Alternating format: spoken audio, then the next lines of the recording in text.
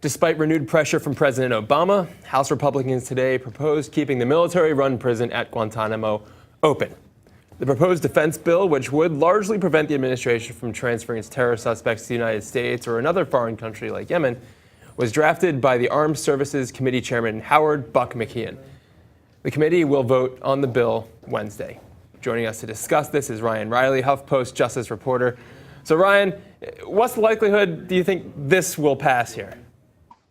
Well, I think on the House side, probably pretty likely that this will go through, given that there's not much hope for Democrats to be able to block it. But what will really be important is how this gets worked out once it goes over to the Senate, and whether they solve this in conference and whether they can ultimately get some of this worked back, the language at least dialed back, that would allow for some movement here. But it's sort of, unsurprising, right, that Republicans would oppose this even a few weeks after Obama's speech. This is, they've always opposed sort of shutting down Guantanamo, even though the chairman here said he would be open to proposals if if the administration proposed an actual solution, he said, to this, and came up with a concrete plan for actually getting it closed and what to do with those detainees who are currently in Guantanamo. Yeah. Now, I'm reading through the details of what McKeon proposed here, and it doesn't seem to be a total hard and fast Guantanamo open forever. It does seem to allow maybe some end runs. Maybe you can correct me in my thought on that, though. It seems as though it bars any money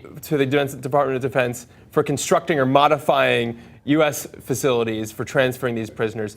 But if you transfer a prisoner to the United States without using money to modify or create new facilities in U.S. prisons, that seems to be okay. Am I just being too legalistic here?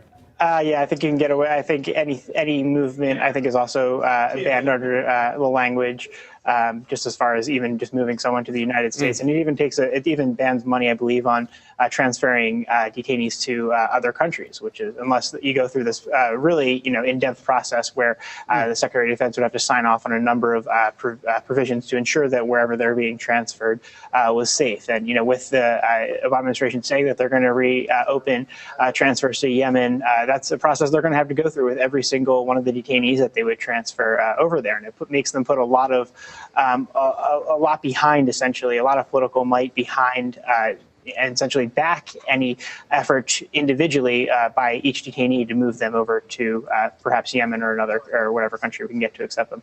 So how much longer do you think this is going to go on until perhaps the dam breaks and people just stop putting up this resistance and say, okay, it's good policy not to keep this thing open?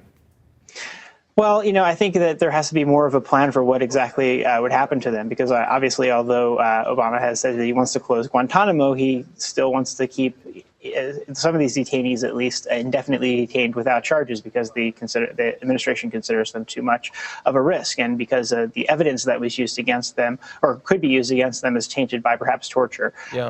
And that's something that, I don't think before September 11th would have really come into consideration, the idea of the United States holding people indefinitely without detention. But that's, that seems to be a bipartisan conclusion here at this point, because both the administration and Republicans sort of support the idea of holding people indefinitely, or at least this narrow scope of them. But the question is sort of what will happen to these detainees who we have already cleared for transfer right now, and whether that will this current language of the National Defense Authorization Act will prevent them from actually being transferred to another country. Well, I know you'll be following that with zeal, Ryan, but from Guantanamo to colleges.